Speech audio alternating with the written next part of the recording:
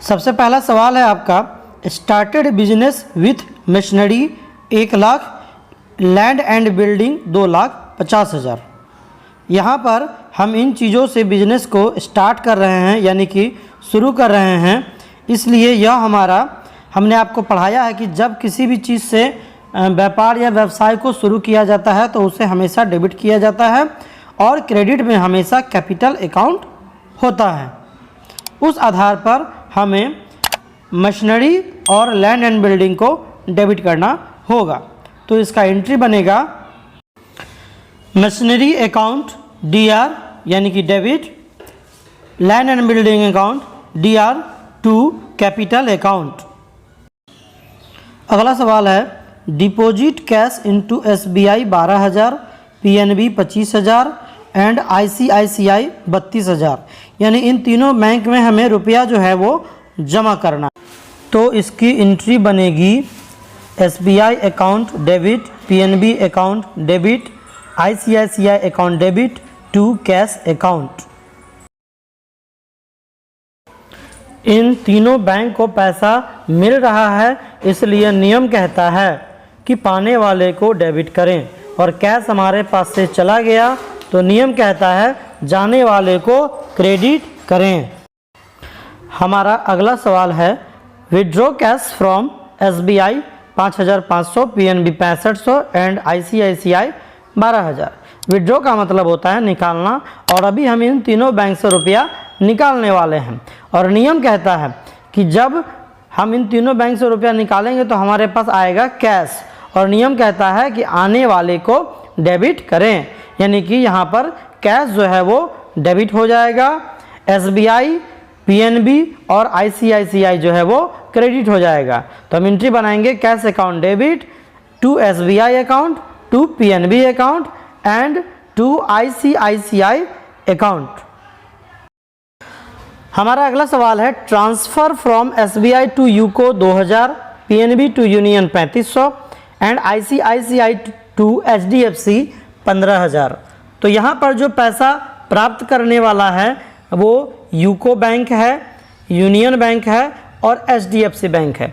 नियम कहता है कि पाने वाले को डेबिट करें, इसलिए हम एंट्री बनाएंगे UCO account debit, union account debit, HDFC account debit, और ये जो देने वाला तीनों है वो है आपका SBI, PNB और ICICI।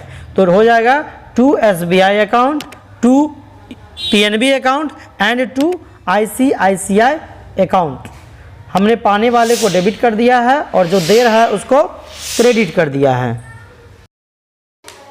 हमारा अगला सवाल है, paid salary 12,000, commission 1,500 and house rent 6500। ये जो तीनों चीज़ है वो हमारा खर्च है, और नियम कहता है कि सभी प्रकार के खर्च व्यय तथा हानि को डेबिट करें।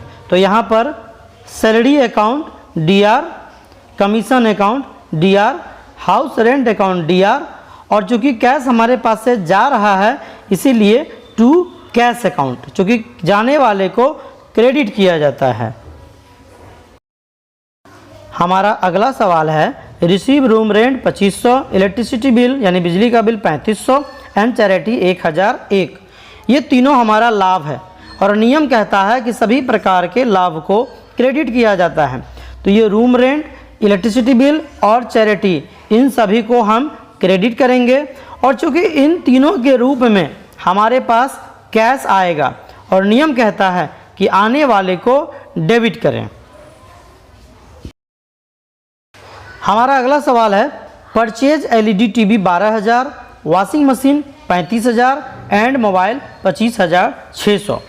जब ये तीनों को हम परचेज करेंगे, ये तीनों सामान को हम परचेज करेंगे, खरीदेंगे, तो स्वाभाविक बात है कि हमारे पास सामान आएगा, और नियम कहता है कि आने वाले को डेबिट करें, और जब हम इन सब चीज़ को डेबिट करेंगे तो हमारे पास से कैश जाएगा, तो हम कैश को क्रेडिट करेंगे। तो इसकी एंट्री बनेगी LED TV account DR, washing machine account DR और मोबाइल अकाउंट DR, और क्रेडिट में जो है टू कैश अकाउंट होगा।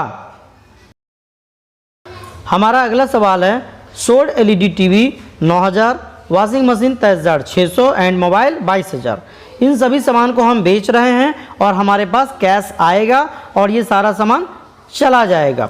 नियम कहता है आने वाले को डेबिट करें और जाने वाले को क्रेडिट करें। तो यहाँ पे जो हमारी एंट्री बनेगी वो बनेगी कैश अकाउंट DR यानी कि debit to LED TV account, to washing machine account and to mobile account. हमारा अगला सवाल है purchase laptop RS 32,000 by cash 10,000 and by SBI 22,000। ज़रा ध्यान से समझिएगा, लैपटॉप हम खरीद रहे हैं, चूँकि लैपटॉप आ रहा है इसलिए लैपटॉप हमारा हो जाएगा डेबिट। चूँकि कैश हमारे पास से जा रहा है तो कैश हो जाएगा क्रेडिट जा रहा है, और हम उसे SBI का चेक दे रहे हैं या फिर ऑनलाइन ट्रांसफ़र कर रहे हैं तो ये पैसा जो है उसको SBI देगा, तो यानी देने वाला SBI हो गया। नियम कहता है कि देने वाले को भी क्रेडिट करें। तो आपकी एंट्री बनेगी laptop account debit to cash account to SBI account. हमारा अगला सवाल है sold printer 15,000 to Monu and receive cash 5,000 and SBI cheque 7,000। यानी कि हमने प्रिंटर जो है वो मोनू को बेचा है, उसने हमें नकद दिए हैं 5,000 और 7,000 रुपये जो है वो बाय चेक यानी कि बैंक के द्वारा पेमेंट कर रहा है।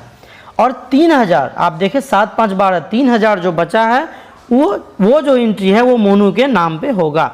तो यहाँ पर जो एंट्री बनेगी आपकी वो बनेगी cash account debit 5,000, bank account debit 7,000, Monu account debit 3,000, to printer account 15,000।